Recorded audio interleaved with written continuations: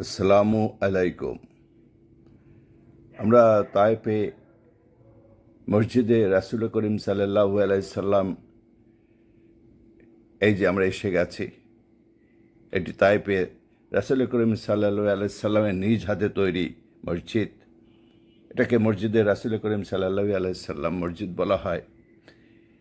এই এই মসজিদে পাশেই সেই বুড়ি, কাটা দেওয়া সেই বুড়ির বাড়ি ডান পাশের দিকে।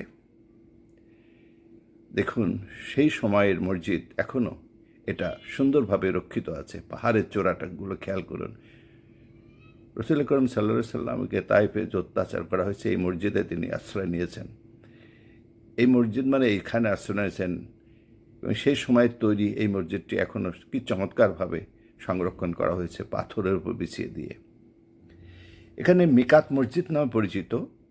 যারা এখান থেকে এহরাম বেঁধে মক্কায় এসে ওমরা পালন করে থাকেন হাজিগণ, এরকম মিকাত এলাকা, অনেক জায়গায় মিকাত এলাকা আছে। বাড়ি থেকে ওমরা করার জন্য এহরাম বেঁধে আসতে হয়। তার মধ্যে এটি একটু উল্লেখযোগ্য মসজিদ। সুবহানাল্লাহ। সবাই ভালো থাকুন, সুস্থ থাকুন।